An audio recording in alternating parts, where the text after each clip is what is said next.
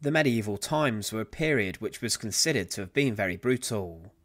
A number of civil wars would grip England during this time, and there were always wealthy landowners and barons who were seeking to gain favour in the eyes of the king.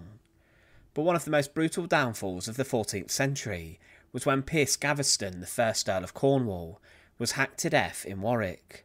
He was a man who is considered by some medieval chroniclers to have been a rumoured lover of King Edward II, and he was certainly close with the king.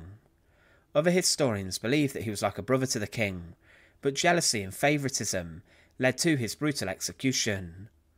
Join us today as we look at the brutal death of Piers Gaveston, and remember as always to support our channel, please make sure to subscribe. Very little is known about the early life of Piers Gaveston, but it's believed he was around the same age of Edward II. He was well travelled, and it's believed his father served in the court of King Edward I, and around the year 1300 he was part of the court of Prince Edward, the future Edward II. The king at the time wanted Gaveston to set an example to his own son, but he was then involved in problems between the king and his son. Edward I would later ban his own son from court, and many of the prince's household staff were also forced out. However, the matter was settled, and Gaveston was knighted on the 26th of May 1306. Gaveston wasn't the greatest soldier though, as he deserted from the Scottish campaign to attend a tournament, and his arrest warrant was then sent out, but he was eventually pardoned at the Queen's insistence. But in February 1307, Edward I stated that Piers Gaveston had been forced out of his realm. This punishment was not intended for him, but for his son, as the prince had asked Gaveston to be given part of his land. Edward I was enraged with this, and tore out fistfuls of his own son's hair, and threw him out of the royal chambers. With this, Gaveston was exiled after, but in July 1307, Edward I was gravely ill, and when he died, the new king Edward II came onto the throne, and one of the first things he did was to bring back Gaveston immediately, reuniting the pair. He was then quickly made the Earl of Cornwall, which upset many other nobles. He was elevated to the highest level of the peerage, and was passed over ahead of many more deserving men, and this caused issue with the nobility at the time.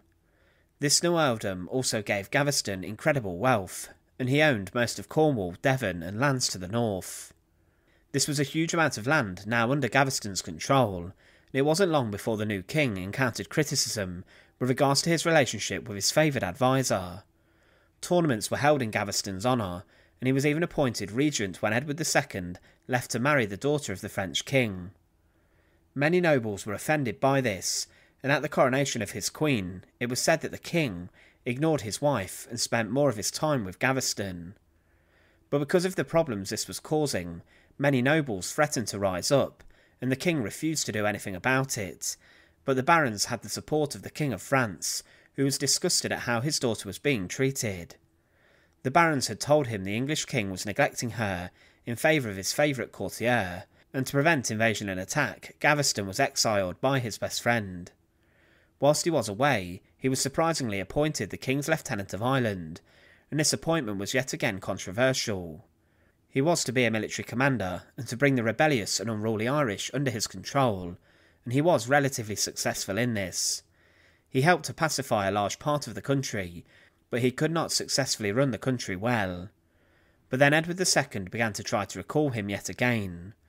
Many of the rebellious barons had been pacified across England, and then Gaveston was recalled. On the 5th of August 1309, he was reinstated as the Earl of Cornwall, but he began to frustrate the earls yet again. Gaveston mocked them, giving them offensive nicknames, calling the Earl of Warwick the Black Dog of Arden.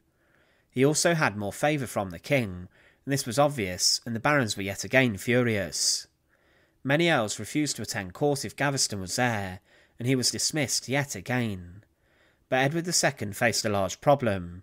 Following his father's death, Robert the Bruce had managed to regain the impetus in the war between England and Scotland. Edward II did raise taxes for the war with Scotland, but nothing really progressed, and he tried to engage the obstinate enemy. Gaveston was appointed as a Lieutenant of Scotland, and Robert the Bruce forced the English army back heavily. The barons then presented the English king with a demand to exile Gaveston yet again, but Edward then had to finally agree and force his favourite back out of England.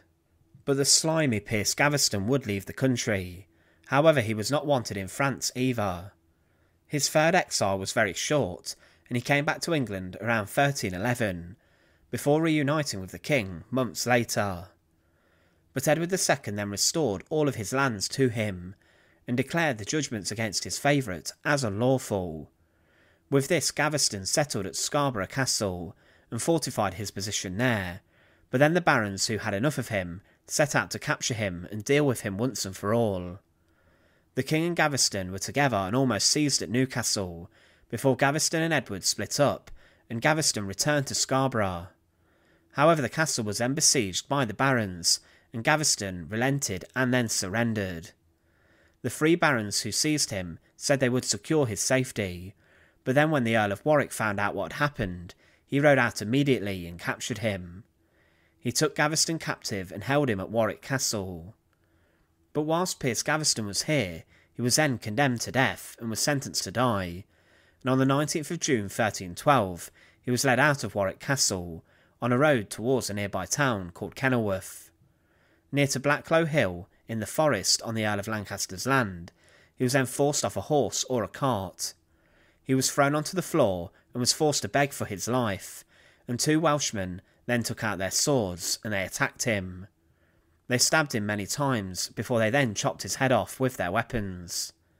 Piers Gaveston's decapitated and dead body was then left at the site of his execution, and it wasn't touched. It was then said later that 4 shoemakers brought it back, and that when they presented it to the Earl of Warwick, he refused to have it on his land. When Edward II found out about Piers Gaveston's death, he was furious. However, he could not do anything about it, or against the executioners who killed him. He had previously lost many jewels, horses and coins, when he had been forced to flee the rebels before, and he wanted these back.